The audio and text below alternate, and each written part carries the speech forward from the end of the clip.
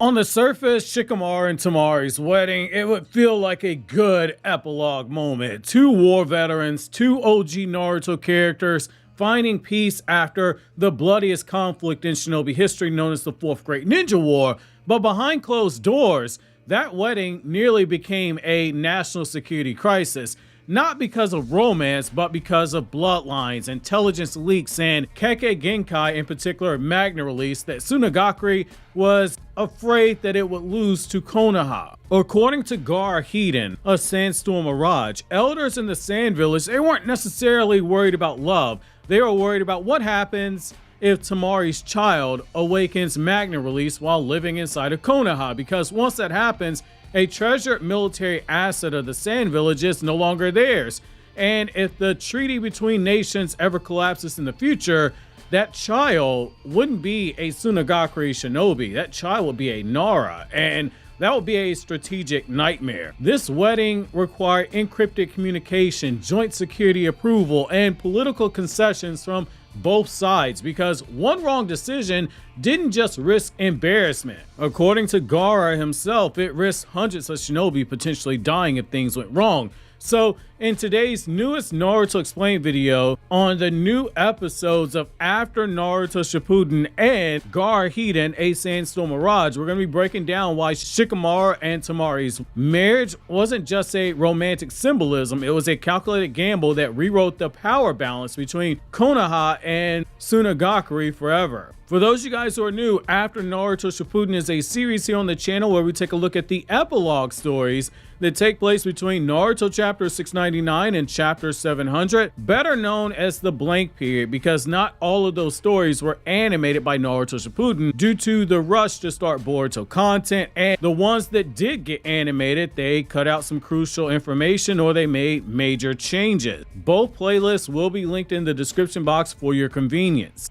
Now, the information from this video is going to be coming to us via Gaara, a Sandstorm Mirage, which was written by the former Boruto writer Ukyo Kodachi, who also co-wrote the Boruto movie. This story is set several months after Naruto and Hinata's wedding, but before Sasuke begins to wrap up his redemption journey, which included looking into the early days of the Akatsuki as we know it. So people like Itachi, Kisame, Kakuzu, Hidan, and etc. In the scene we're about to go over, Gaara has just finished going over the paperwork and grumbling about the feudal lord playing games with the Sand Village, trying to get out of paying for the portion of the finances that the Land of Wind owed due to the damage done to the smaller nations that served as the battlefields for the Fourth Great Ninja War, and turning down Gaara's basic request for more funding for the hospitals in the Sand Village. Basically, the feudal lord argued there's no more war anymore, so why should a ninja village still have a high budget? And Gaara remarks that shinobi such as himself offer protection to the feudal lord in exchange for finances, and have done so even when the feudal lord cut the budget of the village back during Naruto Part 1, and the land that they live on is also part of the condition of them protecting the feudal lord. And the village's people, they also pay taxes. They need goods to be taken care of. Things like sanitary materials for the hospital to keep up with all the babies that are born in the ninja village after the war, construction of water wells, because obviously people need water to drink, and most importantly, Gaara saw the advancements that Konoha was making to catch up to and eventually surpass the Hidden Cloud village in terms of technology, and Gaara didn't want his village to be left behind. He was also fighting for pensions for shinobi disabled in the Fourth Ninja War, and to pay for the families who lost their husbands or sons, who were the primary providers for the families and died fighting against Madara and Obito in the war. As he's got all this on his plate, that's when Temari shows up and informs Gaara of the update of her wedding with Shikamaru. Gaara is still focused on wanting to catch up to Konoha in the Cloud Village. So when he hears her talk about Shikamaru not trusting emails to send messages and instead still sending things via messenger pigeon, Gaara is too busy thinking about the advancements in technology and recalling how he read Jiraiya's novels to try to understand more about women and romance. Basically, he wasn't listening, but once he does, we learn that Temari and Shikamaru's wedding planning was less putting the wrong people together at a table and more literally a national security issue. With the scene and the context being set, is here. I'm going to read the relevant passage from the story, and then I'm going to come back to you guys with my thoughts, and it's here. I'm going to begin quoting. Is there an emergency of some sort? Gaara asked. No, that's what I'm telling you, Temari said with a strained smile, and looked like she gave up on explaining in detail. It's the ceremony. The scheduled date for the ceremony, Temari said. Ah, Gaara replied. The date for the wedding ceremony was, in fact, one of Gaara's most unresolved problems, pinned to the corkboard inside of his mind. Temari was the Kazekage's sister, and in a similar vein, her future husband, Shikamaru Nara, was an authority figure in the village of Konoha, a respected Jonin who assisted the six Hokage. Thus, when it came to the ceremony, politics were immediately involved. The details of the ceremony couldn't be decided only by the intentions of people getting married. If an error in judgment was ever made, hundreds of shinobi could die if things got out of hand. Since ancient times, Konoha and Sunagakure's relationship has always run very deep, but it's been extremely complicated. In the very beginning, at the time when the 5 Kage first came into existence, Sunagakure could only survive because Konoha had given them a plot of fertile land in a secret agreement between them. After that, one would note that the southern village of Sunagakure targeted the far more bountiful plots of land over time, seeking to expand and take more of the fertile land that belonged to Konoha, which led to conflict between the two villages. One of many before the first Great Ninja War, Shinobi War seemed to never end. Even back when Gaara and Temari first met Naruto and Shikamaru of Konoha, they had been stuck inside a whirlpool of all these schemes and tactics between the two villages. But Gaara thought that if you put it like that, then it gave the impression that Sunagakure had always been unjustified and the lone aggressor. However, the Shinobi world wasn't that simple of a place. Winners, losers, right, wrong. It was all subjective. Whoever told the story controlled the framing. The truth was that Konoha, their side had carried out countless schemes to destabilize Sunagakure as well over time. For many long years, the two villages, they kept up the appearances of allied nations on the outside, keeping up peace treaties through the various Kage, while tension also ran thick and fierce underneath for generations. It was precisely because of that long-running history spanning over several Kage that there was such a huge political significance to the fact that Temari, the previous Kazekage's daughter, was now marrying into Konoha's noted Nara clan. It was an indication that the two villages didn't intend to be allies just on paper, but have a genuine alliance meant to bring the two villages together. Gaara said, it would be nice if Konoha's side said that they just accept our proposed terms for the date of the ceremony as well as everything else. You're being unsentimental, Temari retorted. How much do you think Shikamaru and I have been racking our brains over this? Temari asked. It would be really nice if the security in both villages just accepted all the terms. It would be nice if all of the higher ups accepted the terms as well, Gaara said. You're really not cute at all. Just be honest and say you're feeling jealous, Temari said, leaning over and pinching Gaara's cheeks. In the past, Gaara would have killed her right there on the spot for doing such a thing, touching him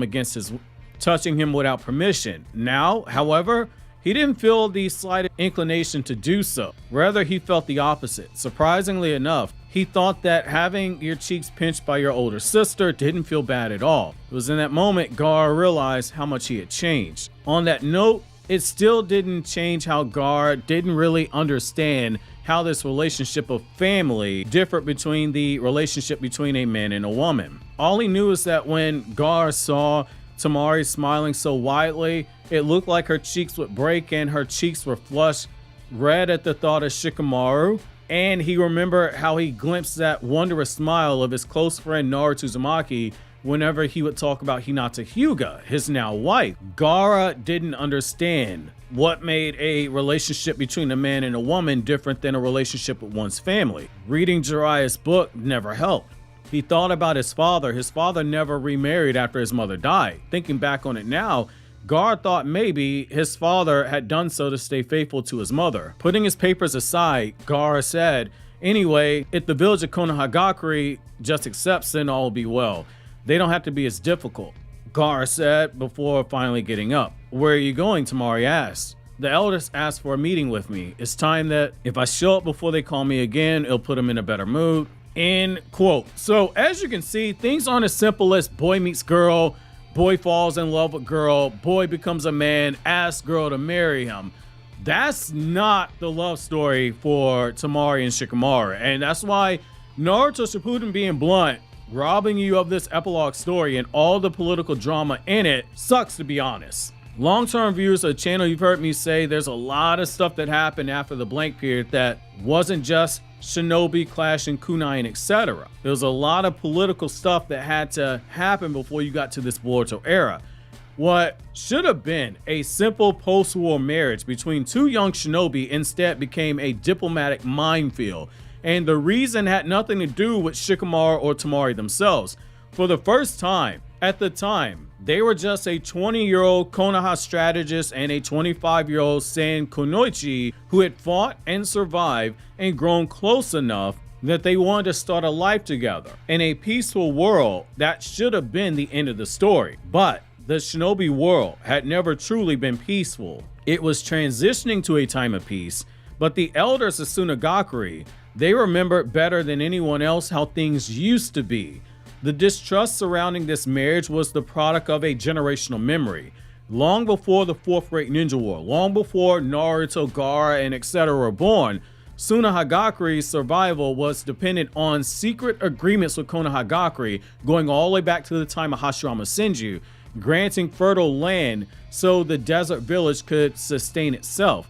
That wasn't an act of charity, that was strategy. That was Hashirama trying to bring about peace, the same Hashirama who would give out biju to the other nations. From that moment on, the relationship between these two villages, it was defined by mutual dependence, quiet resentment on the side of the Sand Village, and covert maneuvering that predated the first Ninja War itself. Even when Tsunade later offered Sunagakure redemption and an alliance after Hiruzen's death, and even after Kakashi continued to treat them as equals in this new world order, older Sand elders, they could remember eras where alliances were a temporary mask, not permanent guarantees. That's why Temari's status mattered.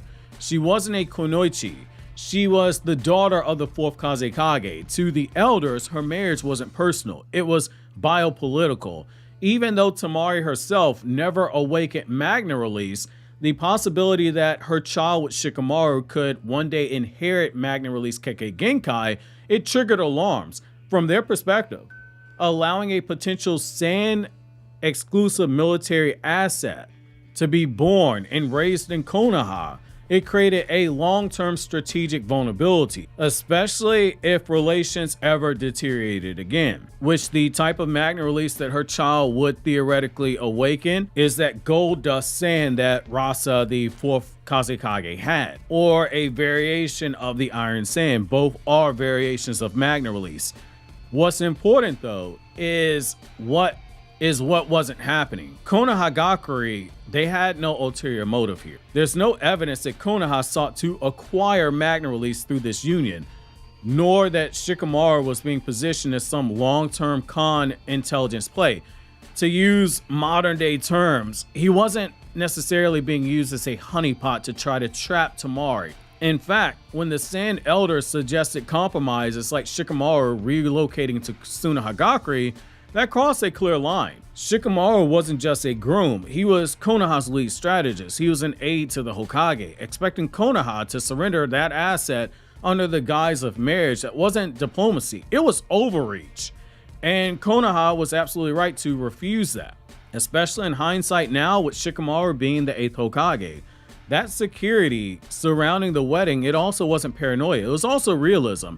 This ceremony wasn't happening in a world where everyone embraced peace.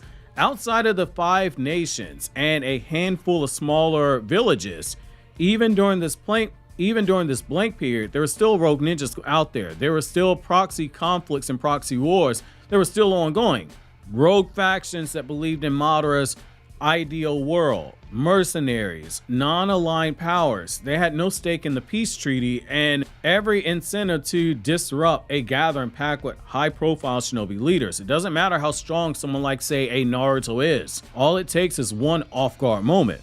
The risk wasn't theoretical. One attack, one misjudgment, it could have killed hundreds, and it could have shattered the fragile post-war balance if fingers started getting pointed. In the end, the complexity of Shikamaru and Temari's marriage wasn't a failure of peace. It was proof how fragile that peace truly was. Two people fell in love, but centuries of mistrust showed that even a ceremony could be a political hotbed. And the fact that the wedding happened without catastrophe may be the strongest evidence that this new era had truly begun. Obviously, if you enjoyed this video, click here on the left to check out more videos from the After Naruto Shippuden playlist, or click here on the right to check out videos from other two anime channels where I talk about non-Naruto anime and manga.